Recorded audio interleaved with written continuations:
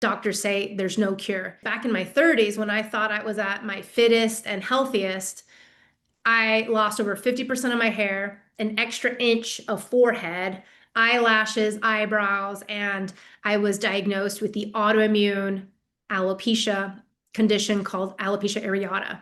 Doctors say there's no cure. It says that there is a cure. It's just not going to be a one size fits all. So hair loss is what I like to say, it's the check engine light on our car. Exactly. And Right. So, it's given us an alarm, something that we need to attend to. And what most people do with all these other gimmicks is to get the car detailed or a car wash. And that's not going to fix the problem. We're looking just at the scalp. I created my own podium. I don't need their podium for that. And the people who want to heal are still seeking for help, are still out there. They just need to find me. I wasted a lot of time and money seeing people who couldn't move the needle, seeing people who would only give me their limitations and their limited tools and techniques. It just didn't work for me. I wanted something more. I wanted something natural and holistic, and you can have it. Healing is a choice. It's an absolute choice. The diagnosis is not your destiny. well, hello everyone, and welcome back for another episode of Healthy Rebels. I'm your host, Bonnie London, and it is my intention, like it is every week, to bring you with content and information to empower you with the ability and the tools to take care of yourself. And today is no different. And this guest today, I have to say, it is kind of a little bit of a personal story that I might share today. And this is about hair loss. And many things, what this guest wants you to know is that the medical establishment wants you to think that you should just accept it and is genetic and you just have to live with it. But this guest today has a different story, and I am so excited for this conversation. So I want you to meet Johanna Dahlman, also known as the Alopecia Angel. And this is fantastic. I'm so excited to have you here. So welcome. Thank you so much, Bonnie. It's such a pleasure and honor to be here. Well, great. Well, first, tell me a little bit about your own story because I cannot even imagine that you have had any hair issues at all yourself. Yeah, it was quite devastating and almost very shocking to the system. I was in my early 30s and fit as can be, happy, living in Miami, living my best life. And I go in for a routine hair appointment to get my highlights done. And my hairdresser in California for over literally 30 years tells me, Johanna, you have alopecia. You need to go see a doctor. And that's when I grabbed my phone, started, looking online. What is this term that he just spat out? And what can I do? And like, what's my next step? And, this was over 9, 10 years ago. And so at the time, it was very negative online. I'm sure it still is very negative online about what's possible, if there's a cure, if there's not a cure, what your doctors will say, what are your options, quote unquote. And this is where the misinformation starts. And I think that was probably his worst recommendation, the hairstylist, is to go see a doctor. Because in my quest to regain my hair, which by the way, you see me now and I've got like just massive amounts of hair. I grow an inch now in my mid 40s a month, and I can track this with the gray hairs and the highlights. But the thing is, back in my 30s, when I thought I was at my fittest and healthiest, I lost over 50% of my hair, an extra inch of forehead, eyelashes, eyebrows, and I was diagnosed with the autoimmune alopecia condition called alopecia areata. Yep.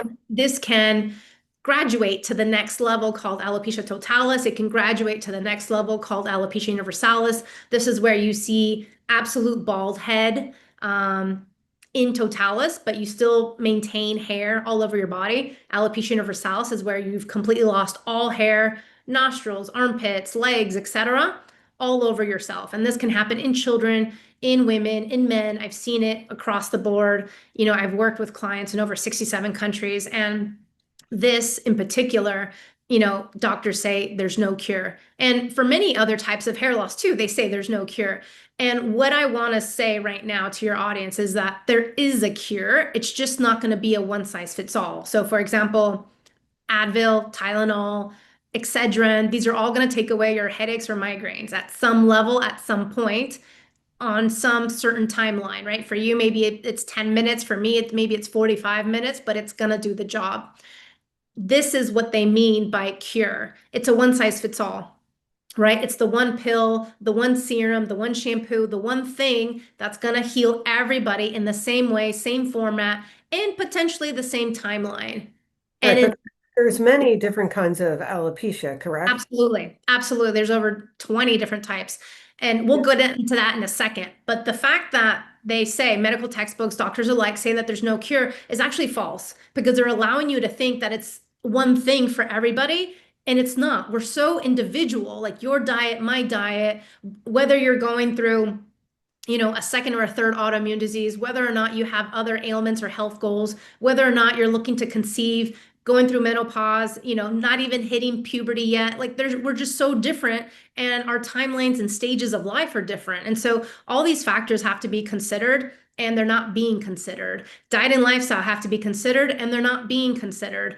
And so when I tell you that I healed my autoimmune disease naturally, I did. And I went on to heal thousands of others too with the same condition and with other types of hair loss, including scarring, traction, female pattern baldness, hormonal, PCOS, thyroid related, telogen effluvium, diffuse, postpartum, like you name it. Long COVID, like I've seen it, done it, and there is healing and there is a way, but it's going to be natural. Just like losing weight. Like we're not looking for Ozempic or any one weight loss, trick to do it for us. This is just the opposite. You're doing it. You're going to the gym. You're, doing the things that you need to do to lose that weight naturally. And in this same case, there won't be a pill to help you because those pills, those JAK inhibitors, the minoxidils, the Rogaines, all these things will backfire at some point because they're chemicals and toxins, or they just won't work for you. And then B, once you stop using them, well, guess what? You go back to a worse situation than you were before. So that's not really the option. That's not what you want to be looking at. And on top of it, if you are into health and wellness and you want to invest in your own health, all these medications, especially the ones for autoimmune, come with black box warnings. And so they are, harming your fertility, they're harming your future, they're harming other organs. And these are side effects that we won't be seeing right now immediately, but in the future, for men in particular, they have medications separated for men and women. For men in particular, it's erectile dysfunction, it's, ED and so many other complications with the genitalia. And so the thing is, you don't want to open yourself to these side effects or to these other health problems. They're a Band-Aid as well. I mean, it's not Right. getting to the root. So how did you discover, functional medicine and getting to the root cause of this for you? Well, this was a long journey. It took me over 4 years practically to not just understand me, my blind spots, what the root causes were, because it's never one, it's multiple. And that's another like myth that's floating out there. You need to get to the root cause. It's never just one, people. It's never just one. That's like saying, the factors for losing weight or gaining muscle is just one. Well, that's also a myth. The factors to getting into school, graduate school, getting your MBA is just one. It's never just one. You have multiple factors that lead you and get you into that next level, whether it's a promotion, a health situation or anything else. And so we need to open our eyes a little bit more and see that it's a holistic viewpoint of what's going on. And with the obsessive research, obsessive investigation, trialing and erroring, I finally got my protocol that worked for me and again now for others as well. Well, that is an amazing story. So yeah, I would like to hear a little bit more about, I guess, some of the things I guess you have done. Sure. So, well, diet and lifestyle is, first and foremost. And within these two buckets, you're looking at various other factors that, go down the list. Outside of that, you're also looking at personalization. Personalization is key. And this is where you can stop wasting your time and your money on the Nutrafols, on the vegan mores, on the mueslis, on all these other things that are out there on the market because the market is dictating many times how we think and how, our perception of how we heal hair loss. I And think so they prey on people with the hair loss because you're very vulnerable. As I mentioned to you, I had my own hair loss issue, and looking back now, I feel like such a victim to, all the hair pieces. I spent thousands of dollars because you're just desperate in the moment, and it's very, very painful. it is. It is. Yeah. It's absolutely devastating. It has a ripple effect into how you show up, whether you want Mhm. to date, whether you want to even go out of your house to go to work, to go to school, or do any in other activities. I've had multiple clients who, they discover they have alopecia in college and they're pulled from school. They're asking their parents to pull them out and to have them stay home and to like figure this out Sure. before they even go back to school. I have teachers who do my program and they get teased by their preschoolers or their kindergartners or their first graders. Yeah, no, I mean, like I said, I went through my own thing and it's terrible. And I have a friend too who obviously she didn't have the answers and she just never will go anywhere. That's Yeah, that's the that's problem. it. Thing is, once you quit, you lose. We know that. And so you Hmm. have to keep going. You have to keep going. You have to like keep your hope and faith alive. And really, without any guide, without any blueprint, without any road, I felt like, Dorothy, for example, had the yellow brick road. I didn't have a road. I just kept going, led by faith, and also led by the fact that if I always had hair and if I'm my healthiest now, why all of a sudden am I losing my hair? So my background is in tech. I came from Apple. So working at Apple, my mindset, the way I think about things, the way I solve problems is a lot different than the norm. I'm looking at alternatives, I'm looking at outside outliers and possibilities versus just being, told this is the way and this is the only way. To me, I question when establishment, doctors, or anyone in authority tells me like this is it, this is the only way. More than likely there's more, but there's necessarily probably a situation where it's not beneficial to them or to the industry, right? And think about this, when you start thinking about healing yourself with diet and lifestyle, and this is just very a simplified, statement with diet and lifestyle, or the same thing of losing weight loss with diet and lifestyle, like how many people are raising their hand for it? Not many, Okay. because we still have an obesity epidemic, right? So, We still so have yeah, many I hair would love loss. to ask you a few questions about some of the things that are out there that you say stay away from. So what about, I just got off the phone with someone else before this. What about PRP? So PRP, not that I've tried it because I haven't tried it, never needed it. But from my clients, and like I said, I've been doing this for over 8 years, helping thousands of women, men, and children in over 67 countries, and PRP doesn't work. And the problem with PRP is that the guarantee is less than 10%. The same with, the medications, the same with, laser caps, because again, it's not getting to the root cause.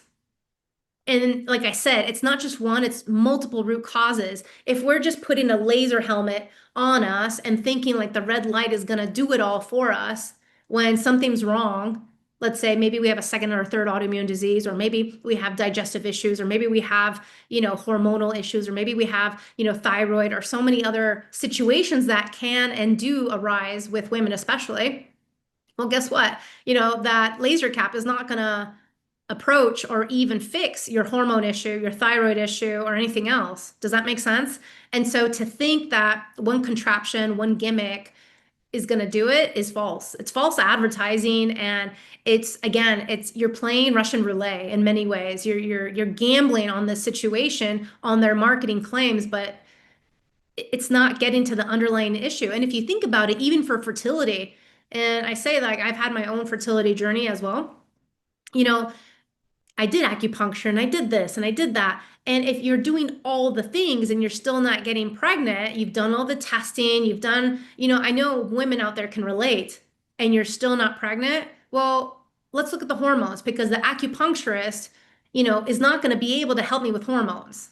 You know what I mean? And after a certain point in time, hormones are a big thing for pregnancy and thyroid too. And so Yeah. again, you're not Right. focusing on the root causes into so for me or anyone else saying, let's say you're the acupuncturist saying, oh yeah, I can get you pregnant, but you don't work with hormones and you can't prescribe HRT and you don't know all these other factors. Well, there's a problem there. So everyone wants to help, but not everyone can. Right. Well, I would agree with you with the gut. I think that is huge because I think about like hair and skin in the same, like from the body's view of the world. If the body's having an issue, it's not going to be prioritizing your hair. Like that's going to want to be in the first things to go, right? Like it's a sign because it's going to take care of your organs and other things. Well, hair loss is what I like to say, it's the check engine light on our car. Exactly. And Right. So it's giving us an alarm, something that we need to attend to. And what most people do with all these other gimmicks is to get the car detailed or a car wash. And that's not going to fix the problem. We're looking just at the scalp. Well, guess what? Your hair growth and where this comes from is much more than just the scalp. So what do you think about a trichologist? Because that's actually what I did, and it was not, she was a hairstylist who had her own hair loss issues, and she was like certified to be like a trichologist who looked at like, my scalp to kind of figure out what kind of alopecia I had. So, well, let me ask you, did you get results with her? Well, I guess I'd kind of a diagnosis, but I mean, I didn't buy the cap. It was what she was selling, to be honest. So there's So that. okay, so great. I'm I'm just curious happy to understand. because, I obviously practice functional medicine as well, but I do think it can be helpful at times to get a diagnosis so you can know where to look, right? I mean, I know you weren't happy with your doctor, but you did get the autoimmune thing, so that was like something to go on, I guess, right? The thing is, the diagnosis can also be wrong. So, for example, I actually just spoke to a client. We rekindled because she took like a little hiatus, and she comes back to me and she's like, you know what, my hair is growing. And so this FFA, which is frontal fibrosing alopecia, which is a type of scarring alopecia, is not true. I'm like, well, you know what, in terms of scarring alopecia, really what's necessary is a biopsy. Not everyone's going to do it. Not everyone's going to want to do it. And on top of it, you can still have like a false positive, if that makes sense. I've had clients where they have seen 5 doctors, 10 doctors, and each doctor is giving them a different diagnosis. It's not always so clear What cut. do you do? What do you do? This is really hard. What someone is having hair loss right now, they're listening.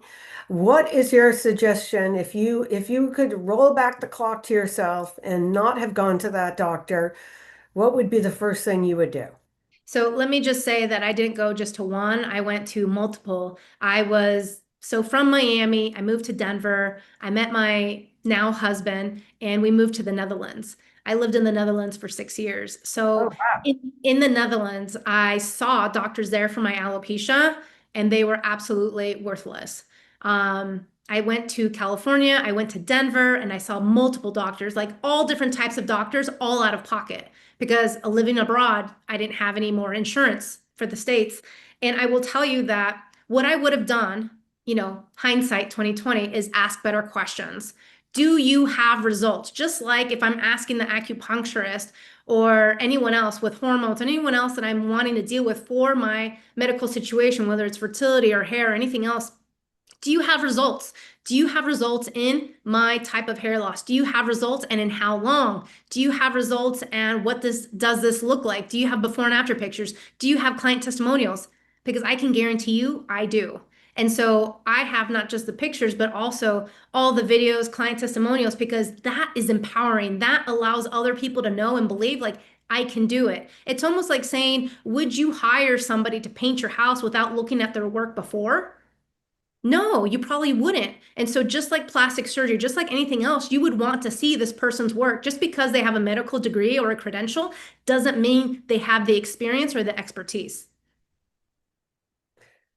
Uh, Big gotcha. statement. I So, know. so Big you statement. still might, no, it is. It's just hard for a few people. I'm thinking where to go. And obviously you look up reviews and Yep. just finding out what their success has been before you walk in their door. And the reviews, are okay to an extent, but if you start looking at reviews, even for doctors, this is like gray area, gray waters, because you still don't know the full story. No one's putting online, I have this type of alopecia and I got, full results and da da da da. Da. No one's saying that. You know better than anyone else because you're going through it right now that when you have hair loss, you want to hide. You do not want to expose yourself. You become a hermit. You stay indoors. You don't even tell friends and family. I personally didn't even tell my future husband to be until like 6 months in because I was like, well, let me try to fix this like real quick before we get it engaged, before like, I don't want to set any alarms off just in case, you know what I mean? It's just like, I Sure. wanted to keep it a secret. And I did. I kept it a secret for a good 6 months. And then I was like, okay, Johanna, now you need to come clean because we're about to get engaged. And it's just like, you want to make sure that you're selling, and committing to the full person and not just like, oops, I have a diagnosis. Well, But it sounds like it worked out. So, it did. We're still married. Yeah, more than and eight I years would later. say if anything I learned from my personal hair loss experience that I would repeat if it's at all helpful is that we are not our hair. I mean, we have hair, but we don't want to. I've said, but I am more than my hair. Like I'm this person underneath it. And I mean, it obviously was very painful, but it's part of like our whole identity. But that's kind of what I try to focus on myself. Me personally, I'm results driven and I would have done anything and everything, and I did in order to get my hair back. And just like my savings account, it keeps compounding. It keeps getting better. How is it that I'm approaching 45 and I'm growing an inch of hair when the internet searches are saying, average hair growth is only half an inch? It's because we can actually get to that next level. Just like when you see a 90-year-old doing marathons, granted, that's not the norm, but we can achieve that. We can get to a higher level. And then it's about, first off, what it is that we know, what it is that we think we know, and also what we don't know. Those are called blind spots. And I'll say, Bonnie, I work with a lot of people in healthcare. Anything from dietitians, nutritionists, functional medicine doctors, physical therapists, personal trainers, registered nurses, you name it, I've worked with them. And it's because that education has a gap. The education system of what we think is healthy for regular people is going to be different than somebody going through hair loss. It's going to look different than somebody going through diabetes, someone going through cancer. You can't all have the same diets. It can be modified to each personal situation, but you have to look, and this is why I go back to that personalization and like picking out these blind spots. And I think that's exactly why it took me 4 years. 4 years too long. And this is exactly why I developed this 8-week plan because in 8 weeks, 90% are seeing hair growth.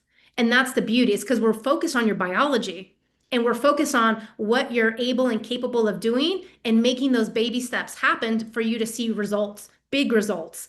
And so, whether it's alopecia universalis, whether it's female pattern baldness, whether it's even scarring alopecia, let me put a little asterisk there with scarring alopecia because scarring alopecia is a big, it has multiple different types of alopecia. I'm sorry, yeah, of alopecia diagnoses within this category of scarring, FFA, LLP, CCCA, there's many others. However, just like any type of hair loss, catching it sooner rather than later and doing something about it sooner rather than later is your first step. Second of all, work with somebody who's familiar with it. And if you're like many of my clients where you're going from one doctor to another to another to another and getting different diagnoses, well then many times you don't even need the diagnosis or the title of it because, again, that's not your destiny. Your destiny is about healing. So let's work with your biology to see what we can do to move the needle, what we can do to, take it to that next level. Just like upgrading an old home, we can always upgrade it. We can always improve it. We can always make it more eco-friendly and, all the things to our home. So why wouldn't we be able to do that to our own body, to our own self? That is our home. And so, my mindset and my way of thinking is just so different. I tap into biology, to biohacking, and to many other things, again, to move the needle. And just like anything else, if it was so simple, we wouldn't have an epidemic on obesity. If it was so simple, it's just about really taking action. And you, Again, uh, those blind spots are uh, huge. so would you say it seems that this is growing? Like there's more and more people struggling with alopecia over the last decades? Is that Yeah, true? I would say so, yes. There's more and more prevalence of autoimmune diseases, first and foremost. Even if you don't have alopecia areata, totalis, or universalis, I see many clients who have female pattern baldness, scarring alopecia, or different types of alopecia. And lo and behold, they have a second or a third autoimmune disease. So it is possible to not have, the autoimmune hair And loss. what about, just the kind of, I don't know if I want to say normal, you tell me it's not normal, but the hair loss that even most women experience as they age and getting like into the later decades after menopause. Is So that normal? Can you do something about that? yes, you can. Absolutely, you can. I have 80-year-olds who are seeing hair growth. So it's never Oh. too late. And And so you don't like the minoxidil or any of the over-the-counter stuff? no, I don't use it. I don't recommend it. It's gonna backfire. I know people who've been on it for 30 years, and then all of a sudden it stops working, and all their hair loss and all that progress goes away. And so that's even more devastating than even having the initial diagnosis or the initial situation. You know what I mean? You What just about oral minoxidil? What's your thought on that? Any opinion? No, I don't recommend it. I don't the thing is, medications long term, you got to think about that. That's not something that's going to help you long term. So I know somebody, and sure, this is not about hair loss, but it's about diabetes. So this person, he started with one pill, one little insulin pill, when he was like in his early 40s. Fast forward 35 years, he's now on 50 different medications. This isn't making him better. It's just stabilizing his gross, negligent diet and lifestyle. Sure. Yeah, they grow. I mean, I say that with pharmaceuticals, they seem to grow. When people get one, then they need one to compensate for that one. The next thing you know, I used It's to not work at, the answer. yeah, no, and then what about, so like the Nutrafol, that seems to be like the biggest thing out there. The supplements that have everything that's supposed to be for the hair loss. But you just said that it has everything supposedly for hair loss, but it's not working for everybody. And so you're shelling out a lot of money on a monthly basis on a subscription. And this was all, marketing based, right? To make you think like something's happening, something's working, and it's not. And again, it's because we all have underlying root causes. If you have, let's say, hair loss tied to your hormones, which most people over the age of 40 do, then guess what? That's not going to be helping your hormones. That's not going to balance that out. If you have a thyroid issue, which a lot of people do, 18%, 18 to 20% of women after a pregnancy go on to acquire Hashimoto's. And so again, that's not going to be addressed with a one size fits all or essentially with a multivitamin. Like that's not going to be addressed. That's Right. just logic. Yeah, no, I agree. Could you explain a little bit how like this change in hormones like affects our hair? Yes. So by the time we're 35, as most women, I hope know, your estrogen and your progesterone start to decline. And then as you go into perimenopause, they decline even more. And then as you get to menopause, that's where you have this influx of, really rapid decreasing progesterone, estrogen. But then other ones are probably depending on the diet and lifestyle of the person, right? Depending on, that resume of how they've been living for the last 30, 40, 50 years, this will show up during menopause. But again, it's not a life sentence. We can mitigate this. We can see hair growth. We can see changes in your inflammation, in your body, in the weight gain that you can't lose for the life of you, in your sleep because you're probably going through insomnia or bouts of it. Through those hot sweats or anything else that you may be experiencing, you can rebalance this out, and you cannot have to live this way. So just because you're going through menopause or about to approach it doesn't mean you have to have all these symptoms. When I had alopecia areata, I had a tsunami of symptoms. It wasn't just hair. It was anxiety, it was depression, it was digestive, it was memory problems, it was insomnia, it was like just not being able to make lunch, fatigue, lethargy. It was just numerous. For someone so active and so energetic as I am, this was like unbeknownst to me ever. I've never been sick, never called in sick, never had a sick day in my life at work or at school. And so this was just not me. And so I think many times we give our power away to our doctors, asking them, what can we do? What can we do? When in reality, you need to look within. We need to look within. Like, what have we not been doing and that we should be doing? And you know better. What was the most surprising thing you discovered on your journey that you needed to do? Just one thing. So many, so many. Just give me one. Yep. Um, I think what really startled me is, again, the lack of education that we all go through. Like we all go through school. We all, for the most part, have college degrees. For your listeners have, higher degrees, I'm sure, so do mine. So why is it that they're not teaching us the basics of being healthy? Why is it that our food pyramid is absolutely upside down? And it's not just in the United States. It's also in the Netherlands. I actually got pregnant at 40. So I healed myself from alopecia, got pregnant on the first try at 40. So my fertility was like really ramped up. Good Had for you.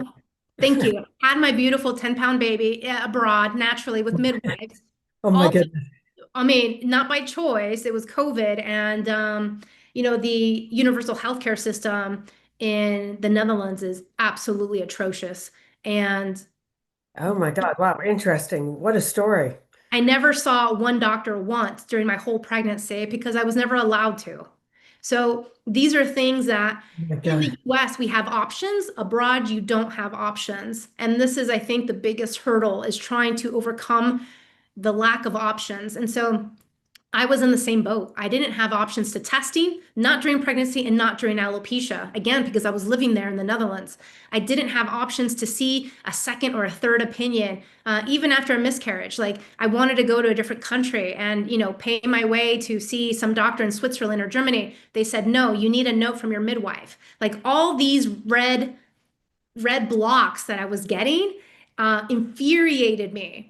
And it led me to not just heal myself, but to prove everybody wrong. And on top of that, to create a program that is very inclusive. So, for example, I offer worldwide functional medicine testing worldwide to all my clients because, again, it's lack of access that really upsets me when people don't have it and they want a better option, they want a better way. Well, And that's there's why, these platforms and being able to get out there is so important because many people, I mean, I didn't even know stuff was available. And I am a healthcare provider. I don't even like not even aware.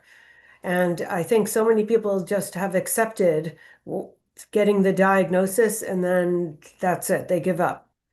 Well, they think that the diagnosis is their destiny. And this is why I'm so vocal about alopecia and healing it at any age, at any rate, even if it's been 10, 20, 30, 40 years. I mean, as long as you have a heartbeat and a will, I believe you can do anything. So Whether that someone who's had like lost every hair on their body, you've brought it back. Oh, 100%. And not just once, multiple times. You can see their Really? videos on my website, alopeciaangel.com.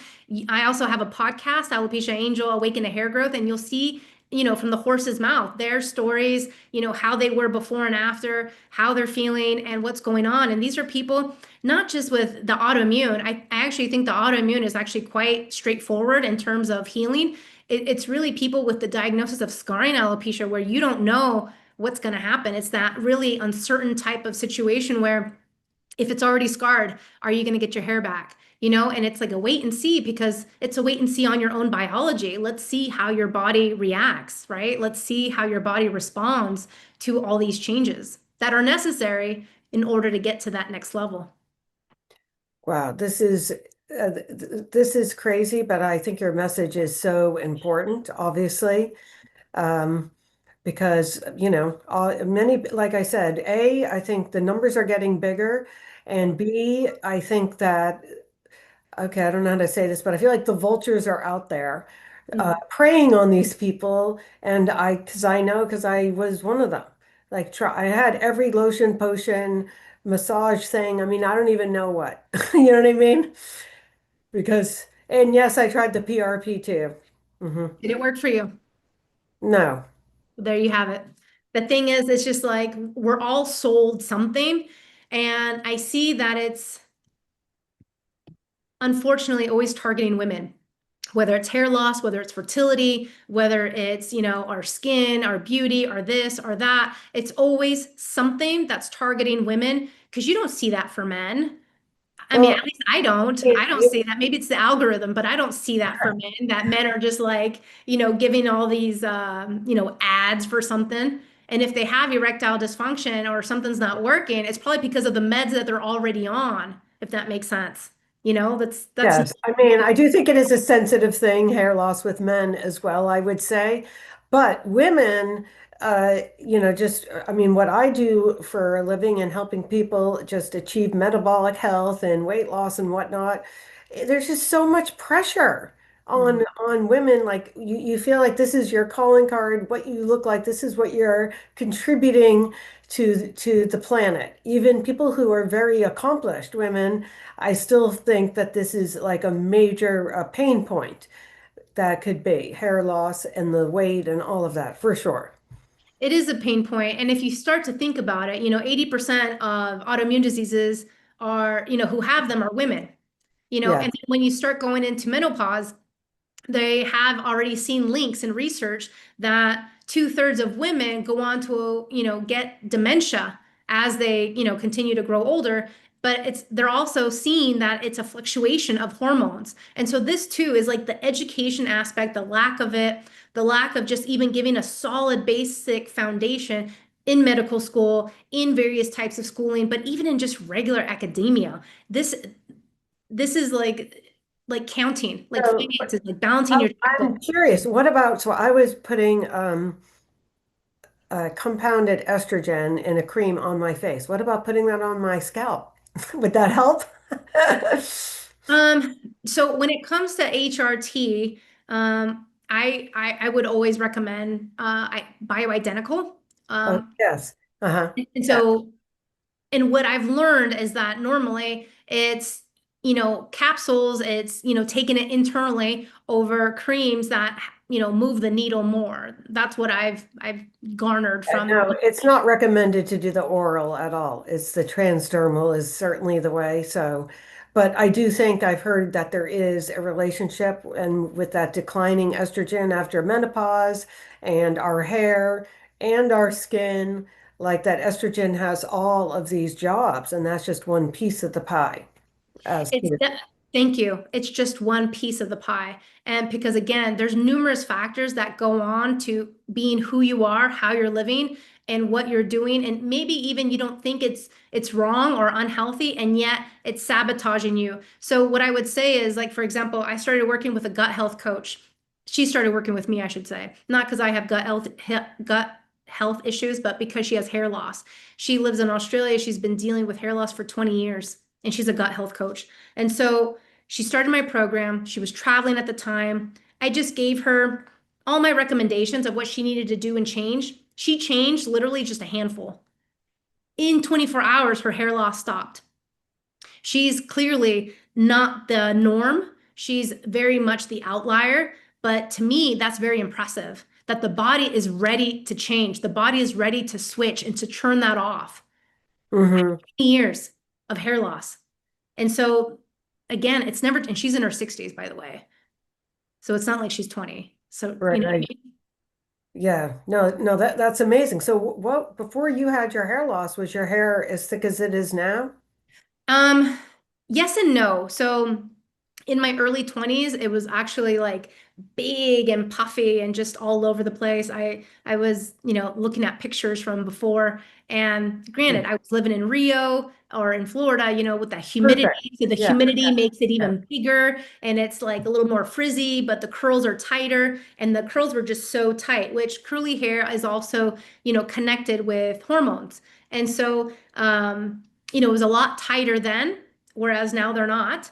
And it could also be like where I live. I live now in a very dry place, but I will say before getting alopecia, maybe 6 months to a year before, my hair was thicker than ever it was, and it was very, very healthy. Because again, I was living in Miami and the humidity loves my hair.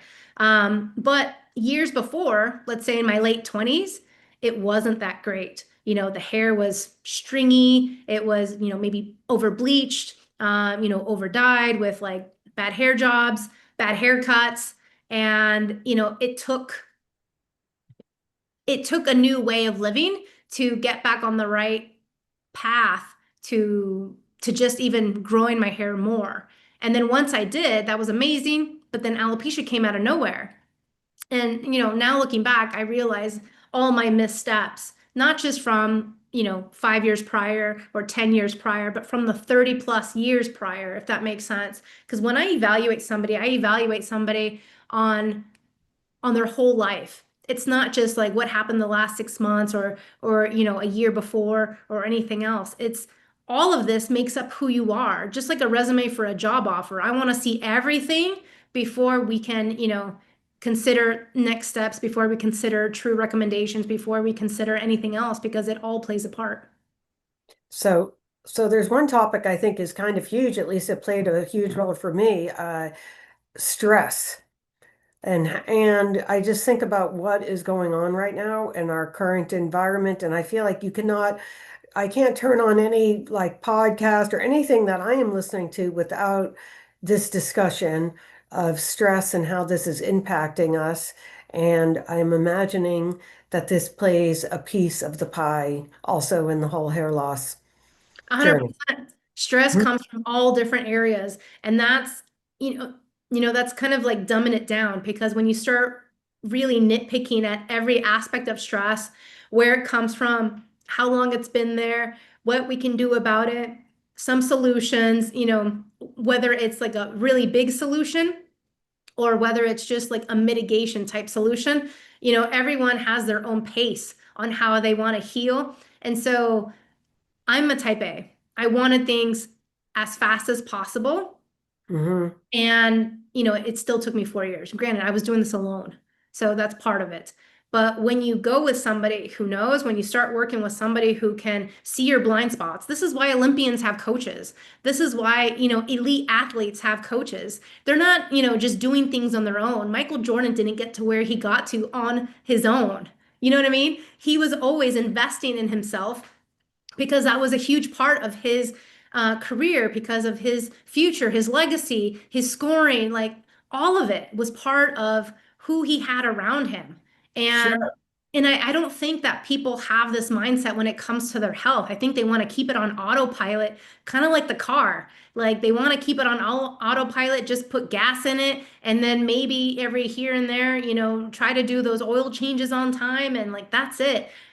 But we can't do that because guess what? Then we're going to reap the pain and the suffering later on with all these conditions and medications and situations that we could have avoided.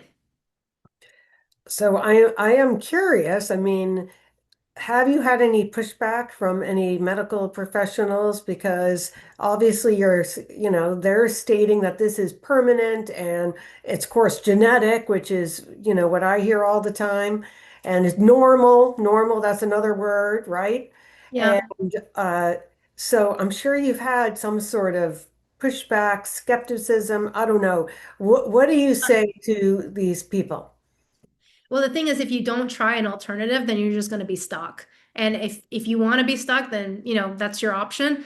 I personally did not want to be stuck. To me, my hair is everything. It is part of my identity, and I didn't want to lose the curls. I didn't want to lose the freedom. I didn't want to lose who that was. And in many ways, I fought for her. And that's a personal choice that we all go through.